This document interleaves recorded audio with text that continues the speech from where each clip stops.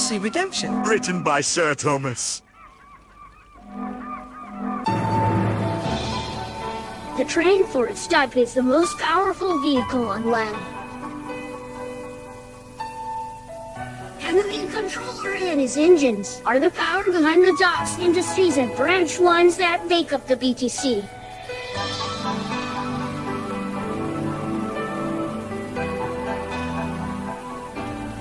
These are their stories.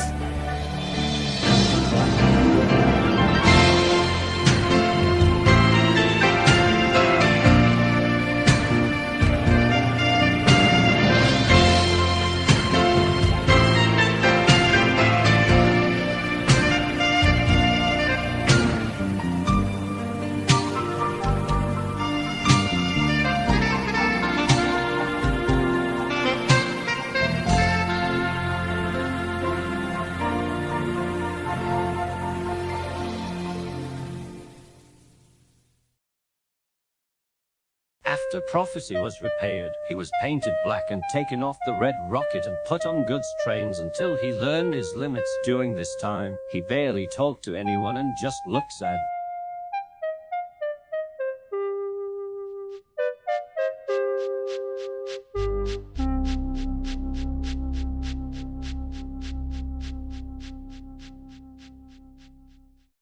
One day he arrived at Vikstown with a long goods train. Well, look who it is. A voice said. Prophecy just sighed as Emerald puffed up. Looks like Mr. Thoroughbren's so high and mighty now. And she laughed at her own wit. This, of course, wasn't a one-time occurrence. It seemed every engine wanted to take the mickey out of him, all except one. I just think he needs another chance to prove himself. Biggie said to Hazel at their shed that night. He looks absolutely miserable, and everyone just makes fun of him. I understand where you're coming from, but what exactly can you do? The big controller won't even give him the time of day since his breakdown. Biggie sighed, knowing she had a point. Fortunately for him, Prophecy's chance would come. A few days later, there was a problem. The Purple Storm had no engine. Harrison usually takes it to a big city on the mainland, but today something was wrong. Soon the big controller arrived with an inspector to see what the problem was. Broken cylinder. He finally said it will have to be replaced before he can enter service again. Bother. The big controller said. Now who can I get to pull the Purple Storm? He thought, and it was a thought, as most of the engines that could take to train were for repairs or on other jobs. Excuse me, sir. Biggie, who just so happens to be turning around for the return trip of the Retro, spoke up. May I make a suggestion? Of course, Biggie. Well, I know he might have made his mistakes, but Prophecy has been doing so with the goods workings. Perhaps it's time for him to have a second chance. Prophecy, who was resting in another berth, looked horrified when Biggie mentioned his name. Soon, all eyes were on him. After a few minutes, the big controller sighed. If I choose you, will you take the train to the mainland and back? Prophecy gulped. I'll try, sir. Well, I suppose that's all I can ask you. Let's get you steamed up. And with that, the firelighter heated him up and the cleaners began to clean him.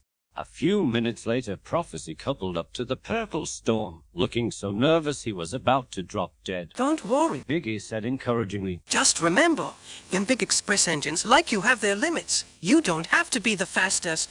Just get there on time. I'll keep that in mind. Prophecy said before falling into silence, waiting for the guard's whistle to blow.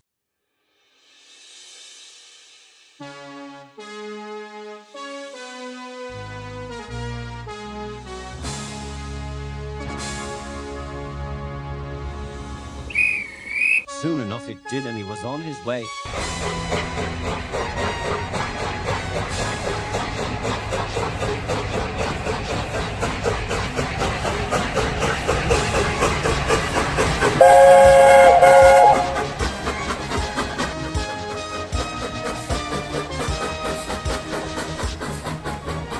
took no time to get the train up to speed and on his way off the island.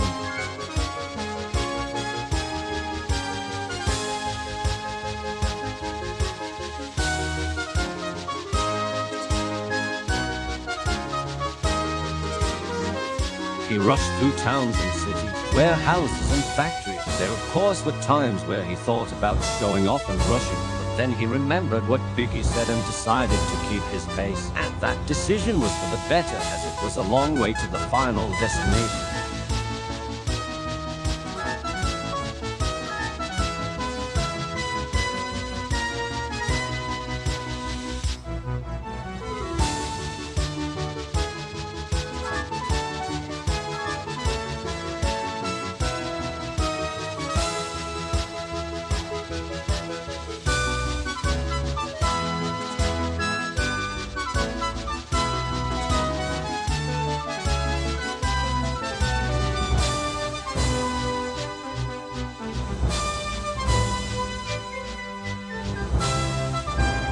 after what felt like forever, he arrived there at last.